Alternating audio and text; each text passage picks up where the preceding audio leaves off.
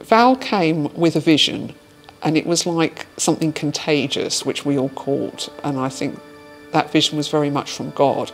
She came to a group that was meeting at our house of various representatives of the different churches and says, we've got to do something about these women, who's going to do it with me?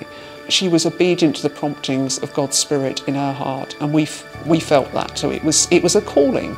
The founding members of 125 came from quite different backgrounds, some from church backgrounds, some not, and right from the beginning that was our strength.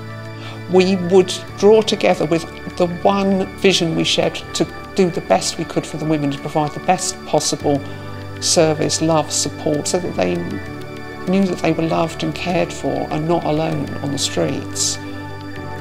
I think all along different churches have also caught the vision. Val did a lot of speaking, and I know there was one church she went to and says, we need a van, and she'd really got it clear, this is what we need. We need to have a van to go out to the women on the streets, and then that church got us a van. Some would get women together who could bake cakes, others would send in money to support the project. People have been able to connect with it, and it's stirred them, it's touched people's hearts.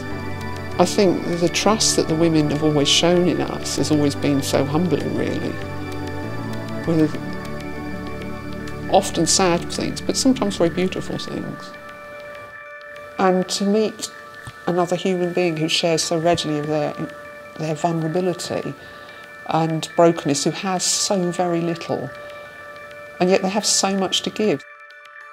It was very much meeting Jesus in those women, Jesus who is broken.